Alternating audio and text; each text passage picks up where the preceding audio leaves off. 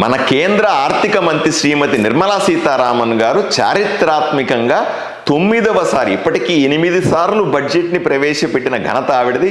ఈసారి 9వసారి కూడా అత్యంత ప్రతిష్టాత్మకమైన బడ్జెట్ని ప్రజల ముందు ఉంచారు.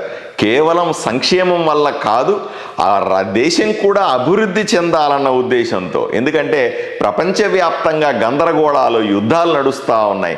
అమెరికా అధ్యక్షుడు ట్రంప్ మన దేశ ఉత్పత్తుల్ని వాళ్ళ దేశాల్లో అమ్ముకోవాలంటే పెద్ద ఎత్తున ట్యాక్సులు, సుంకాలు వేసిన సందర్భం. ఇన్ని గందరగోళాల మధ్య భారతదేశం అభివృద్ధి చెందాలంటే, అభివృద్ధి చెందిన దేశాలతో పోటీ పడాలంటే తప్పనిసరిగా తయారీ రంగం, మన దేశంలో తయారయ్యే వస్తువుల్ని మనమే ఉపయోగించుకోవాలి. స్వదేశంలో, మన దేశంలో తయారైన వస్తువులను ప్రపంచంలో అందరికీ ఇవ్వాలన్నటువంటి లక్ష్యంతో ఈ బడ్జెట్లో ఎన్నో మార్పులు చేశారు. సుమారుగా 53,47,315 కోట్ల రూపాయల ఈ బడ్జెట్ ఈరోజు ప్రజలకు ఎంతో ఉపయోగకరంగా ఉంటుంది.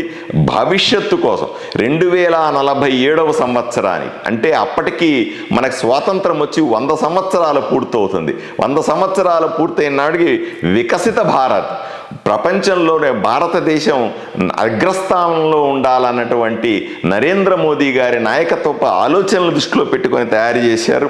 రక్షణ రంగం కోసంలో పెట్టుబడులు పెంచారు. అట్లాగే గ్రామాల్లో పెట్టుబడులు పెట్టాలి, గ్రామం అభివృద్ధి చెందితే తప్ప దేశం అభివృద్ధి చెందదు అనే గ్రామీణ ప్రాంతంలో ఖర్చు పెట్టే డబ్బుల్ని పెంచారు. ప్రపంచవ్యాప్తంగా ఉన్న పరిశ్రమలన్నీ మన దేశంలోకి రావాలి, ఇక్కడే ఉత్పత్తులను తయారు చేయాలి, తయారీ అంతా ఇక్కడే. ఉదాహరణకి చైనా తీసుకోండి.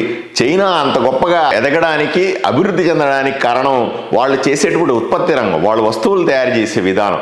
ఆదోన్లో అయినా, కర్నూలులో అయినా, ఆంధ్రప్రదేశ్లో అయినా సరే, దేశమంతా కూడా సుమారుగా 50% వస్తువులు బజార్లో అమ్ముడుపోయేవన్నీ కూడా చైనా వస్తువులే ఉంటాయి.